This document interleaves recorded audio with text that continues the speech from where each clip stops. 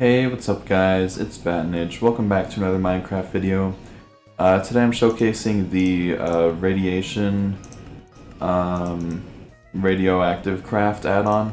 So this add-on adds a bunch of new machines. Make sure you enable both the resource pack and the behavior pack.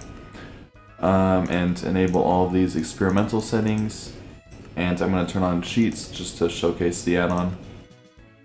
But yeah, this add-on adds a ton of new machines and stuff, all based around like radiation, and you spawn in with this book, which will basically like tell you how all the machines work and everything.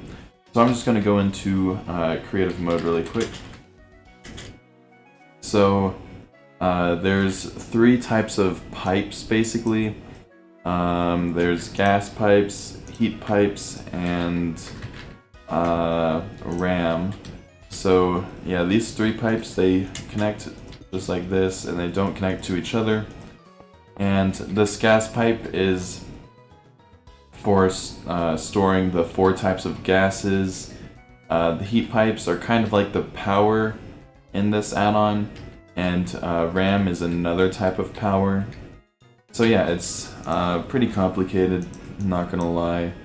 But the first thing you're going to want to do is mine some of the ores from underground, because as you can see there's a bunch of ingots. If I just search ingot, there's a ton of new ores and stuff, and if you hover over the ingot it tells you where you can find it. And the first ingot you want to get is this strontium ingot, because it gives you it's basically the only thing that can protect you from radiation. So you want to craft full armor out of this before you do anything. And this will basically just protect you from any radiation, which is really important for later on. And you can also make armor out of the other ingots. And they give you a bunch of different effects, like this one makes you fire and wither immune, which is pretty cool. Water breathing on this one. And this one gives you, and each armor piece has a different thing on some of them. Like this one, it's just water breathing, but this one, it looks really cool. It makes you not lose hunger, removes fire, resistance, and speed. I'm pretty sure plutonium is the best armor in this. So yeah, and it looks like this one, the drawback is you only get one armor point, but you don't lose any hunger, because like this one gives you 3, so make sure you look out for the armor points that they give. But yeah, so this is a pretty big add-on that also has a big structure, like a dungeon, made out of all of these blocks underground, which is pretty rare. But yeah, if I get this machine right here, the radioactive converter, if you use a book on it, it will tell you basically how it works. This is one of the machines, and this will turn items into other items. But first you need to create radiation power, which is this RAM pipe. So if I get, I think it's called a heat exchanger, yeah. If I grab one of these and put this right here, so this will basically turn radiation into power. So let me move this over here, and let me grab a chest, and let me just find some ingot. So as you can see, it says radioactive scale on the ingot. So let me just pick up some uranium, I guess, because it has a decent radioactive scale. And if you, so how you want to set this up is you want to put some heat pipes going from below and RAM going on the side. And then if you drop an ingot nearby, then it will start converting it into power basically. So just drop it on top and it picks it up, and as you can see, it generated some power. And if you want, you can also put it inside of a chest on top and it will all go in, and that's a bit easier. So yeah, this machine, it will turn gold into whatever that ingot is. So I think I can put a chest on top and it will take it. Yeah, and I don't know how to output it. But yeah, it's converting them, and I think if I just break it, it'll drop it. But I don't think that's how you're supposed to use it. But yeah, somehow you can get the items out. And there's a bunch of other machines too. I won't go too into detail on them because the book tells you basically everything you need. I think the hardest part is just generating these 2 power. And another thing you want to do is have storage for the heat and also the radiation if you want, but mainly the heat, because if I look at this machine, it says it will explode if heat is not collected from it. So yeah, you want to collect the heat, and then if you have too much heat, then you want to put it into the heat destroyer.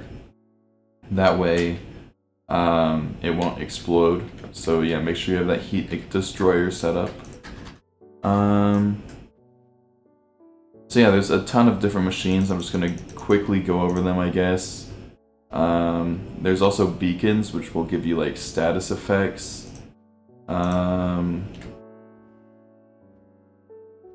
So yeah, let me just explain these three, I guess. So this one's actually pretty cool. I can set this up right here, and let's break that. So if I get stone and put it above this machine, then basically whenever this generates radiation, it'll go into this machine, and it has a chance to turn this stone into an ore. So as you can see, it just turned into Neptunium, which is pretty cool. So yeah, this is a good way to like automatically get ores. I don't think there's a block breaker, but if you have another add-on that has a block breaker, then you can use it on this and generate as many ores as you want. So you don't have to go mining if you don't want to. And there's also gases. So this one, it's pretty easy to generate gases. I think they're all generated the same. You just have gas pipes going from the bottom and radiation power going from the side, and that'll generate gas, which is pretty easy. And then there's something you can use the gases for. I forget what the machine's called. This thing, I think. Oh no, that one just converts ingots into blocks and nuggets into ingots. So I guess that one's not too useful, but I mean, it's a thing. Yeah, there's something that converts like some of the gases into like stone or deep slate and stuff, but it's not too useful. But yeah, if you want to automate like getting deep slate or like magma, that's one way you can do it. And you can also store the radioactive power if you want with radioactive storage. Yeah, and I'm pretty sure these beacons, you might need like radium like this. I don't know exactly how the beacons work, but I'm pretty sure if you set it up like a normal beacon, then yeah, you get some pretty good effects. Oh, and another thing, if a mob is nearby the radiation, then they'll like die. And if there's like a zombie or something that's undead, I think they get stronger from the radiation. Yeah, he's getting like status effects. So you definitely want to keep them away from the radiation. I think it might be from this ore, or maybe the beacon actually, I'm not sure. But yeah, the reason that's not happening to me is because I have this armor on. But if I take this off, then as you can see, I'm getting nausea, and if I just break this beacon, yeah, bad stuff starts to happen if you don't have this armor on, so you definitely want this on. There's an item that lets you check how much radiation you have. It's this thing, and if you use it, then it will tell you basically like whatever those numbers mean. It'll tell you how much radiation you have. And if you hold items in your inventory, like if I hold this uranium, I have the armor on, so it won't do anything. But if I take the armor off, then you'll see pretty quickly that I might have to drop it on the ground actually. yeah, you'll see really quickly that stuff starts going wrong. I get nausea, and weakness now, and more stuff really quickly. I get a lot of status effects, and as you see inside of this thing, it'll tell you like how much radiation you have. Let's put the armor back on though, and hopefully that'll clear out all of my... Yeah, there we go. So yeah, this armor is very important when you're working with any of this stuff. And yeah, there's like tools for everything.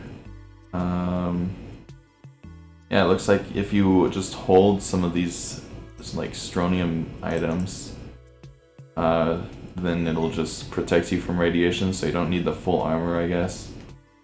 And let me just go into like a cave. I think there's a cave over here. Let me get myself night vision. There's also ores in the nether, so you can go there to find the ores. If you're in like a sky block, that might be the only way to go and find those ores. But I'm not sure if all of them spawn in the nether. Let me just search ingot.